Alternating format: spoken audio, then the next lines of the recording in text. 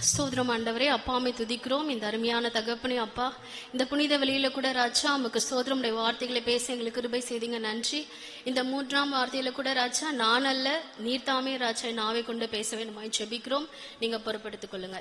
ஆவியானவர் தாமே ஆளுகை செய்யட்டும். இயேசுவின் நாமத்தில் ஜெபிக்கிறேன் சூழல் அன்பு தெய்வமே, ஆமென். வசனம் நானே படிச்சிடுறேன்.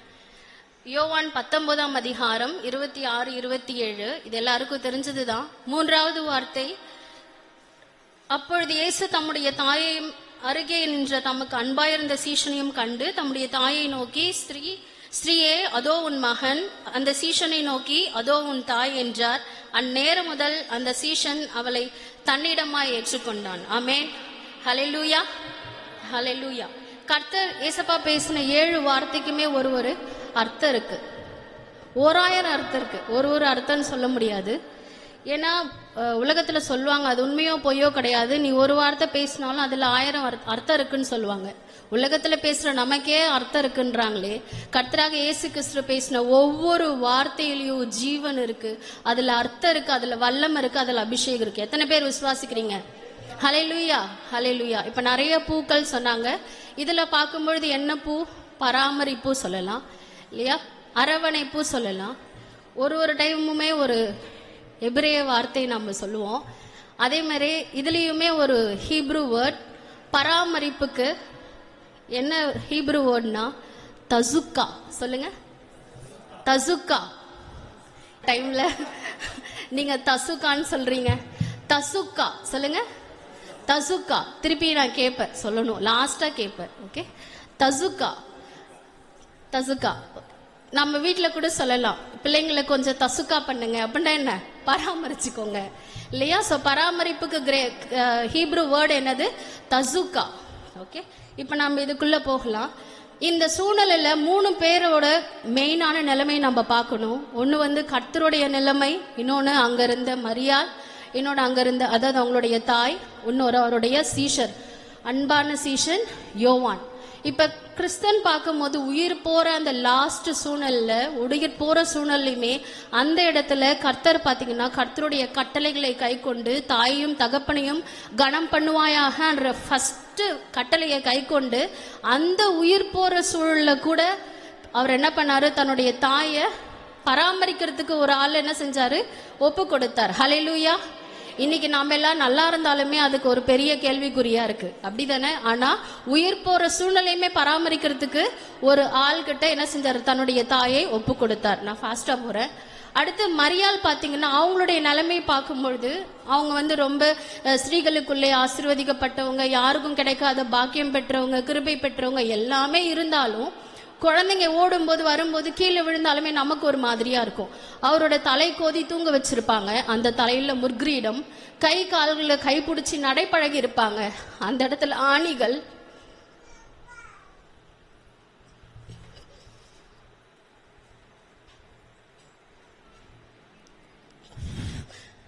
சரீரம் அடிக்கப்பட்டிருக்கும், அதை அணைச்சு பிடிச்சு தூங்க வச்சிருப்பாங்க.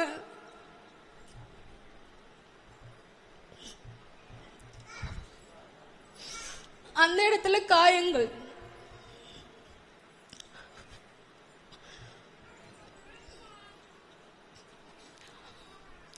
தாயா இருந்தவங்களுக்கு அந்த வழி தெரியும், அந்த வழி தெரியும். ஹல்லேலூயா, ஹல்லேலூயா.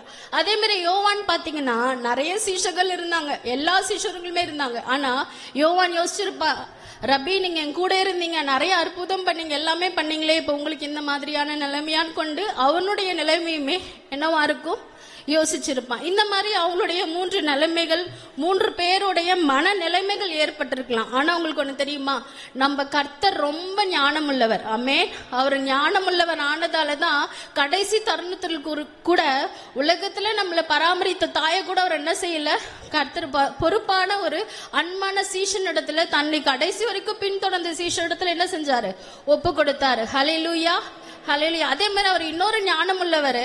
அவர் தாயேன்னு கூப்பிடல, அம்மான்னு கூப்பிடல, என்னன்னு கூப்பிட்டாரு, ஸ்ரீயேன்னு கூப்பிட்டாரு. அந்த காணாவூர் கல்யாணத்துல கூடமே என்னன்னு கூப்பிட்டாரு, ஸ்ரீயே என் வேலை வரல. இப்ப அந்த வசனம் எல்லாம் படிச்சா லேட் ஆகும். ஏன்னா தாயின்னு கூப்பிட்டு இல்ல அம்மான்னு கூப்பிட்டுட்டா பிதாவுக்கு கொடுக்குற அந்த ஃபர்ஸ்ட் பிளேஸ் என்ன ஆயிடும், போயிடும். இப்படி சொல்லியே இன்னுமே யாருக்கு தான் ஃபர்ஸ்ட் பிளேஸ் கொடுத்துட்டு இருக்காங்க, தாய்க்கு +2 பிளேஸ் கொடுத்துக்கிட்டு ஃபாலோ பண்ற கூட்டமும் இன்னும் இருக்கு. அன்னது தாயே எங்களுக்காய் வேண்டிக் கொள்ளும். எப்பங்க நீங்க வேண்ட போறீங்க? ஹல்லேலூயா. தாயே எங்களுக்காய் வேண்டிக் கொள்ளும், எங்களுக்காய் வேண்டிக் கொள்ளும். நாம தான் கர்த்தரிடத்துல என்ன செய்யணும்? வேண்டணும். இந்த மாதிரியான சூழ்நிலை கர்த்தர் என்னவா இருக்காரு? அந்த இடத்துல கூட பிதாவானவருக்கு முக்கியத்துவம் கொடுக்கிறாரு. உலகத்துல பராமரிச்ச தாயுக்குமே என்ன செய்யறாரு? பாத்துக்கிறதுக்கு, பராமரிப்பதுக்கு ஒரு ஆளை கொடுக்கிறாரு. ஹல்லேலூயா, ஹல்லேலூயா. இப்ப இதுல நம்ம 2 விஷயங்கள் மட்டும் பார்க்கலாம். நான் ஃபாஸ்டா போறேன். அதாவது 2 விதமா இந்த வார்த்தையை நம்ம தியானிக்க போறோம். ஒன்னு எழுத்தின்படியாக தியானிக்க போறோம், இன்னொன்னு ஆவிக்குரியபடியாக நம்ம தியானிக்க போறோம். ஒன்னு எழுத்தின்படியாக தியானிக்க போறோம், இன்னொன்னு ஆவிக்குரியபடியாக. எழுத்தின்படியாக பார்க்கும்போது ஒரு 3 பாயிண்ட்டும், ஆவிக்குரியபடியாக ஒரு 3 பாயிண்ட்டும். ஃபாஸ்டா நான் போறேன். ஃபர்ஸ்ட் பாயிண்ட் என்னன்னு பாத்தீங்கன்னா, எழுத்தின்படியாகனா இயேசு தன் பாடுகளை மத்தியிலும் தன் கடமைகளை நிறைவேற்றுகிறார். ஹல்லேலூயா, ஹல்லேலூயா. அதுல எழுத்தின்படியாக ஃபர்ஸ்ட் பாயிண்ட் பார்க்கும்போது நம்ம கடமையை செய்யணும். ஹல்லேலூயா. எல்லாருக்குமே கடமைகள் இருக்கு, அப்படிதானே? இந்த கடமைகள் நம்ம யாரிடத்திலிருந்து இந்த வார்த்தையில கத்துக்கிறோம்னா, கர்த்தரிடமிருந்து நம்ம கத்துக்கிறோம். எல்லா இடத்துலயுமே கடமை இருக்கு. பெற்றோருக்குரிய கடமை இருக்கு, கர்த்தருக்கு நம்ம சபைக்கு செய்ய வேண்டிய கடமைகள் நமக்கு இருக்கு, பிள்ளைகளுக்கு பண்ண வேண்டிய கடமைகள் நமக்கு இருக்கு, சமுதாயத்திற்கு செய்ய வேண்டிய கடமைகள் நமக்கு இருக்கு. ஆவிக்குரிய பிள்ளையாய் நம்ம தெரிந்தெடுத்திருக்காரே, நமக்கு அநேக கடமைகள் இருக்கு. ஹல்லேலூயா, ஹல்லேலூயா. அந்த கடமையை செய்யறீங்களா நீங்க? எனக்கும் சேர்த்துதான், உங்களுக்கு மட்டும் இல்ல. நாம அந்த கடமைகளை நம்ம பண்றோமா? இப்ப இருக்கிற பிள்ளைங்க தகப்பன் தாயும் கனம் பண்றாங்களான்றதே பெரிய கேள்விக்குறி. ஆவிக்குரிய பிள்ளைகள் கனம் பண்ணுவார்கள், ஏன்னா அவங்க ஃபாலோ பண்றது நம்முடைய கர்த்தராகிய இயேசு கிறிஸ்து. ஹல்லேலூயா. ஆனா உலகத்தின் பிள்ளைகள் ஃபாலோ பண்ணாம, கனம் பண்ணாம இருக்காங்க. அவர்களுக்காக ஜெபிக்கிறதுக்குரிய கடமைகள் நமக்கு இருக்கு. ஹல்லேலூயா. சோ அப்ப ஃபர்ஸ்ட் பாயிண்ட் நம்ம பார்க்கும்போது என்னது? கர்த்தருக்கு செய்ய வேண்டிய, உலகத்திற்கு, பெற்றோருக்கு செய்ய வேண்டிய கடமைகள் நமக்கு என்ன இருக்கு. அதுதான் எழுத்தின் மூலமாய் நாங்க பார்க்கிற ஃபர்ஸ்ட் பாயிண்ட். என்னது? கடமைகள், இல்லையா? நம்ம குறித்த கடமைகளை நாம் என்ன செய்யணும். சபைக்குரிய கடமை, சமுதாயத்துக்கு கடமை, எல்லா கடமையுமே நம்ம செய்யணும். செகண்ட் பாயிண்ட் பாத்தீங்கன்னா, நம்ம யோவானிடம் கற்றுக்கொள்கிறோம். முதல் பாயிண்ட் கர்த்தரிடம் இருந்து கடமைகளை கற்றுக்கிறோம். 2வது பாயிண்ட் யோவானிடம் இருந்து கற்றுக்கொள்கிறோம். என்னன்னு பாத்தீங்கன்னா, பாடுகளை கண்டு ஓடிவிடக் கூடாது, சிலுவையை எதிர்கொண்டு நிற்க வேண்டும். ஹல்லேலூயா. எத்தனையோ சீஷர்கள் இருந்தாங்க, எல்லா சீஷர்களும் பின்னிட்டு ஓடி போயிட்டாங்க. யோவான் தான் கடைசி வரைக்குமே சிலுவையில் அருகே வந்து நின்னாங்க. ஹல்லேலூயா. சோ அதே மாதிரியே எவ்வளவு பாடுகள் வருங்க, எவ்வளவு கஷ்டங்கள் வரும். ஆனா அதெல்லாம் பார்த்து நம்ம என்ன செய்யக்கூடாது? சோர்ந்து போகக்கூடாது, கர்த்தருடைய சமூகத்தை விட்டு பின்வாங்க கூடாது. நாம எப்படி இருக்கணும்? சிலுவையின் அருகே நிற்கிற யோவானை போல கர்த்தரை நோக்கி நாம நிற்கும் போது என்ன நமக்கு தருவான்னு பாத்தீங்கன்னா, எப்படி கர்த்தர் யோவானுக்கு தன்னுடைய தாயை பராமரிக்கிறதுக்கு ஒரு பொறுப்பு கொடுத்தாரோ, அந்த மாதிரி நமக்கு ஒரு பொறுப்பு கொடுத்திருக்காரு. ஹல்லேலூயா. எல்லா பொறுப்பும் நமக்கு கொடுத்திருக்காங்க. நீங்க சிலுவை நோக்கி முன்னாடி வாங்க. ஒருத்தருக்கும் ஒரு பொறுப்பு இருக்கு. சிறு குழந்தையில இருந்து வயதோடு வரைக்கும் எல்லாருக்குமே ஒரு பொறுப்பு இருக்கு. ஹல்லேலூயா. விசேஷித்த பொறுப்பு, விசேஷித்த கிருபை, விசேஷித்த வரங்கள், விசேஷித்த உயர்வுகள் எல்லாமே நமக்கு இருக்கு. ஹல்லேலூயா. எப்ப இதெல்லாம் இருக்கு? சிலுவையை நோக்கி பாடுகளை கண்டு ஓடாமல் சிலுவையை எதிர்கொண்டு நிற்கும் போது நமக்கு என்ன இருக்கு? ஒவ்வொரு பொறுப்புகள் இருக்கு. ஃபர்ஸ்ட் பாயிண்ட் என்ன சொன்ன? நமக்குரிய கடமைகள். செகண்ட் சொன்னது நமக்குரிய பொறுப்புகள். 3வது பாத்தீங்கன்னா, அதே வார்த்தையிலிருந்து நம்ம கத்துக்கிறது யோவான் கிட்ட இருந்து என்னன்னு பாத்தீங்கன்னா, இயேசுவோடு ஐக்கியம், இயேசுவோடு கீழ்ப்படிதல். அப்படி இருந்ததால யோவான் கடைசி வரைக்கும் வந்தாரு. அவருக்கு தான் ஏசப்பா ரகசியத்தை வெளிப்படுத்தினார். ஹல்லேலூயா. 3வது பாயிண்ட் ரகசியம். கர்த்தர் நமக்கிட்ட ரகசியத்தை வெளிப்படுத்தினார். என்னங்க சிஸ்டர், யோவான் என்ன ரகசியம் வெளிப்படுத்தினாரு? ஒரு சுவிசேஷம் எழுதினாரு, 3 நிருபங்கள் எழுதினாரு. யாருக்குமே காணப்படாத வெளிப்படுத்தின சுவிசேஷம் அவருக்கு தான் சொல்லப்பட்டது. இந்த மாதிரியான ரகசியங்கள் ஏன் அவருக்கு சொல்லப்பட்டதுன்னா, கடைசி வரைக்கும் சிலுவைக்கு முன்னாடி நின்னது அந்த சீஷன் தான். என்னதுன்னா, சுவிசேஷம் நேத்து நடந்தது சுவிசேஷமாகவும், இன்னைக்கு நாம எப்படி நடக்கணும்ன்றத நிருபமாகவும், எதிர்காலத்துல என்னென்ன நடக்கும்ன்றத வெளிப்படுத்தின விசேஷமாகவும் இந்த ரகசியங்களை யாருக்கு வெளிப்படுத்தினாரு? யோவான். இந்த 3 விதமான காரியங்களும் எதுல? எழுத்தின்படியாக நம்ம என்ன செய்யறோம்? கத்துக்கிறோம். ஒண்ணு கர்த்தரை போல நம்ம கடமைகளிலே நிறைவேற்றுகளா இருக்கணும், எல்லா கடமைகளிலும். ரெண்டாவது, பாடுகளை கண்டு நம்ம ஓடக்கூடாது. சிலுவைக்கு முன்பாக நம்ம நிற்கும் போது கர்த்தர் நமக்கு பொறுப்புகளை கொடுக்கிறார்.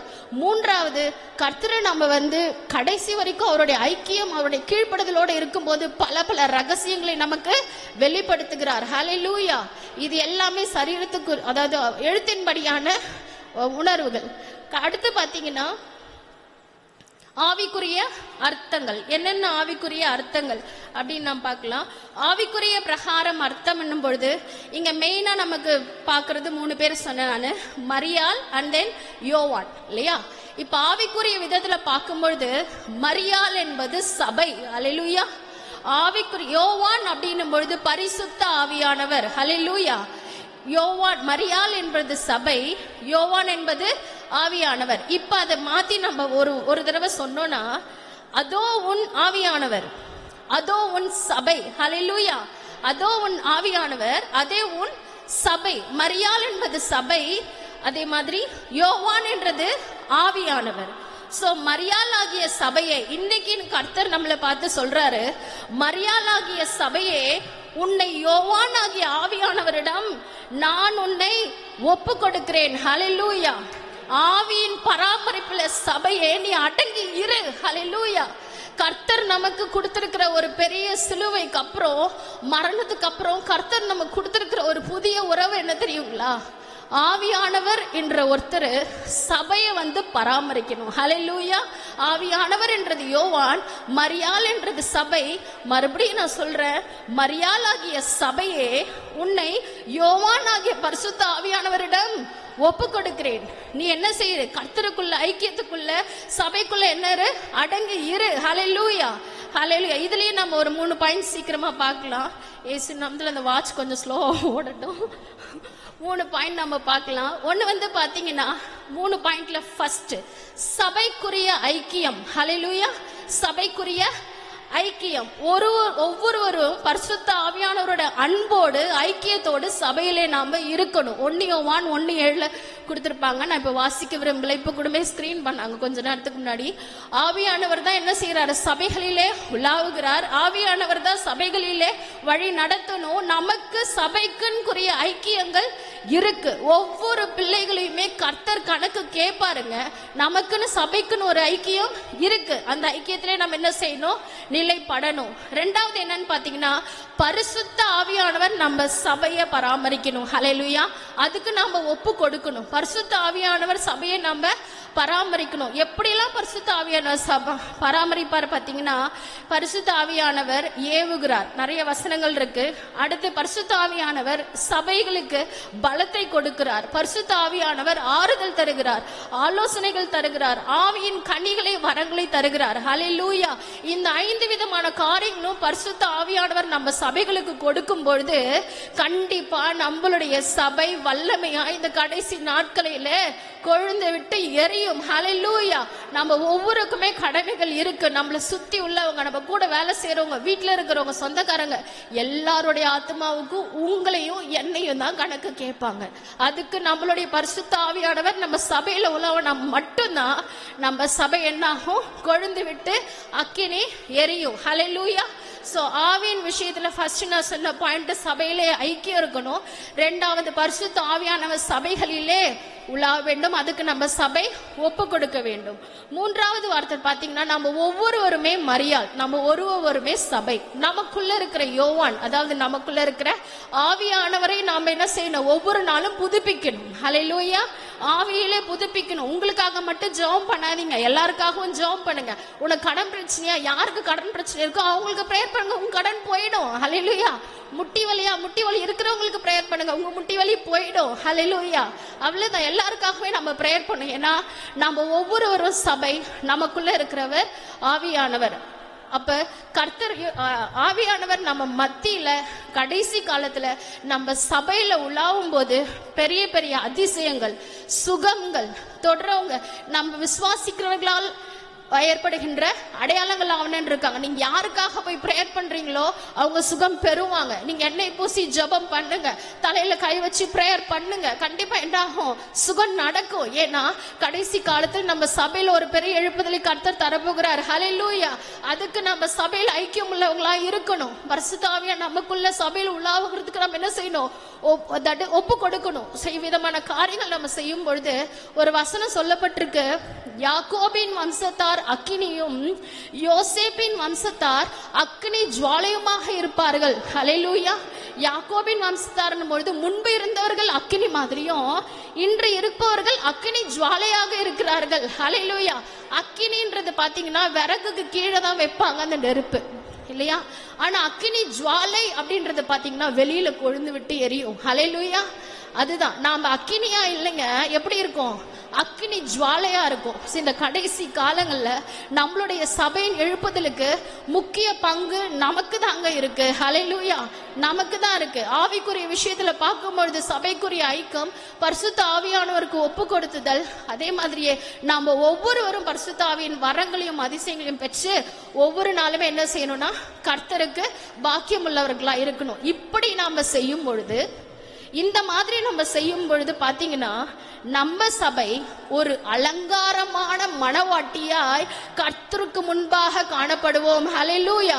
உலக ரட்சகர் ஏஜி சபை ஒரு அலங்காரமான மணவாட்டியாய் கர்த்தருக்கு முன்பாக என்ன செய்வோம்? காணப்படுவோம். ஹல்லேலூயா. இதுதான் இயேசுப்பா இந்த வார்த்தையின் மூலமா எழுத்தின் மூலமாவும் நமக்கு சொல்றாங்க, ஆவிக்குரிய விஷயத்திலயுமே சொல்றாங்க. எழுத்தின்படியா பார்க்கும்பொழுது கடமையை நம்ம ஒழுங்கா செய்யணும். ரெண்டாவது என்ன பண்ணணும்? நம்ம பாடுகளை எல்லாம் தூக்கிக்கிட்டு ஓடி போகாம சிலுவை எதிர்கொண்டு நிக்கணும். மூணாவது என்ன செய்யணுங்க? சொல்லுங்க. மூணாவது என்ன செய்யணும்? சிலுவை எதிர்கொண்டு போகணும். ரெண்டாவது. மூணாவது என்ன செய்யணும்? பரிசுத்த ஆவியானவருடைய வழிநடத்தலோட இருக்கணும். அதே மாதிரி ஆவியின் வசனத்தின்படி நம்ம பார்க்கும் பொழுது சபையில ஒரு ஐக்கியத்தோட நம்ம இருக்கணும். பரிசுத்த ஆவியினுடைய ஏவுதல் நமக்குள்ள இருக்கணும். நம்மளுடைய தனிப்பட்ட வாழ்க்கையிலுமே பரிசுத்த ஆவியோட வல்லமை நம்ம கிட்ட செயல்படும் பொழுது நம்ம சபை பரலோகத்தில் கர்த்தருக்கு முன்பாக ஒரு அலங்காரமான மணவாட்டியாய் காணப்படுவோம். ஹல்லேலூயா.